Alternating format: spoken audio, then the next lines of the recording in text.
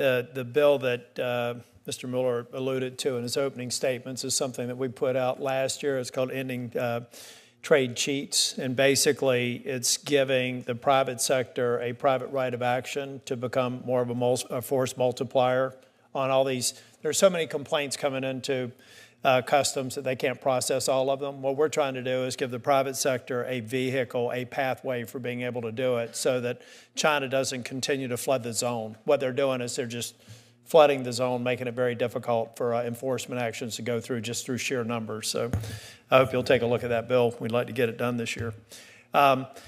My question, and actually I want to go back to Mr. Mueller, to give y'all an idea of just how egregious this situation is.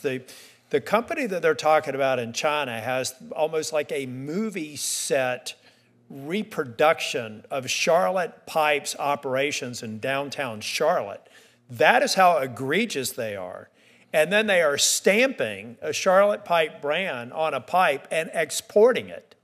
I mean, this is just how shameless, in plain sight of the Chinese government, how anybody could spend hundreds of thousands of dollars in a lawsuit in a country that respects the rule of law and not prevail demonstrates just how much work we have to do to get to a fair trading relationship with the Chinese Communist Party now. And I share Senator Moody's position. It's not a fight with the Chinese people. It's the leaders of a country who are building some of their success on the backs of American innovation.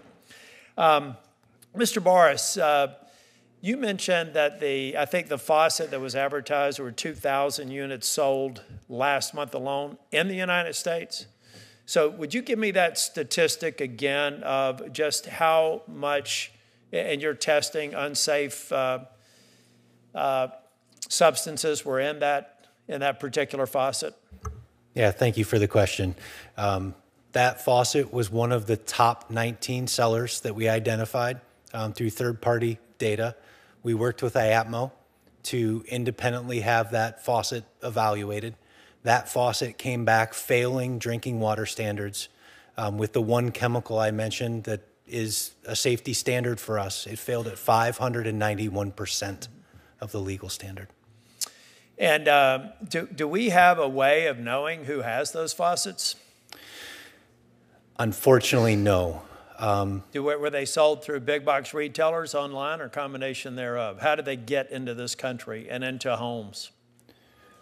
I would say that the vast majority or mostly are all sold through e-commerce platforms. Okay.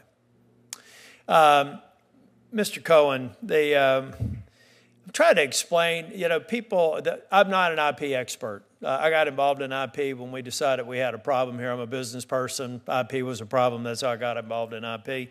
How would you or any of you describe why the average American should be concerned with this? How does this IP theft issue affect just the average citizen that's going to work every day and living their lives? How would you describe it, Mr. Cohen? It's a great question, and actually, I think we could do a better job in this country of getting people to understand what the IP system does. I think we all know here that it's in our Constitution, it's in our foundational documents and how we've evolved as a country, that it rewards inventors, and we have our Thomas Edison and Edwin Land and other people in the back of our mind that we want to support. And that it protects brands, and to a degree, to a not insignificant degree, it protects consumers who rely on those brands. And in addition, it protects creation. We are all creators in some way, whether it's our letters to family or notes or memoirs or something we might paint as a kid. And that's what copyright does.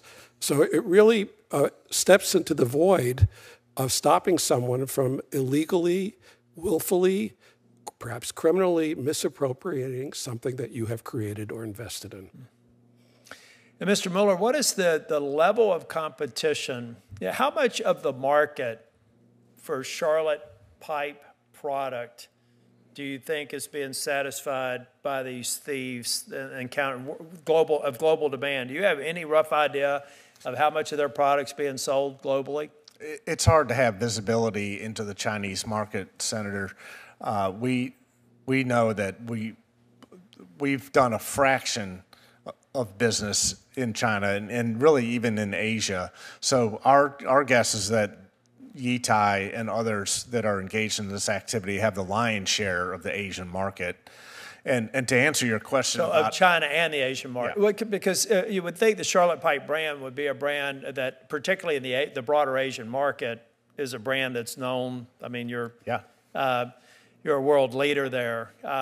In China, I guess you could go either way, whether or not the Charlotte Pipe brand would matter to the Chinese government. They can tell people what pipes to put in whatever buildings they're building there. But I think it'd be interesting if we can get any more information about the revenue theft there. Yeah. It would be helpful if we could get some feedback from that. The same for you, Mr. Boris. Well, in Singapore, Senator, in their filing, Yitai did say they did $364,000 in revenue in Singapore in 1 year, the year they filed our trademark. So that's a significant. And what's the current status of the case in the Chinese courts? It's on appeal, and we have not heard back from the Chinese court. And we were. So the court ruled in your favor? No, they ruled in. The adjudication board ruled in the Chinese favor. We appealed to the Beijing People's High Court. That's where the appeal sits unresolved. What kind of a kangaroo court would look at the facts of that case and rule that way? Oh, I'm sorry, I poisoned the well with the answer in it.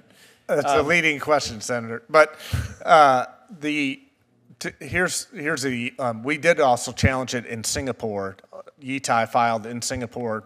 And we were successful. Initially, we were unsuccessful, but on appeal, we did recover our brand identity in Singapore. So they are not allowed to go to market. So the facts of the case are there. We have the winning facts. But to your question, why the Beijing People's High Court won't see it our way? Because Beijing told them so. Senator Schiff.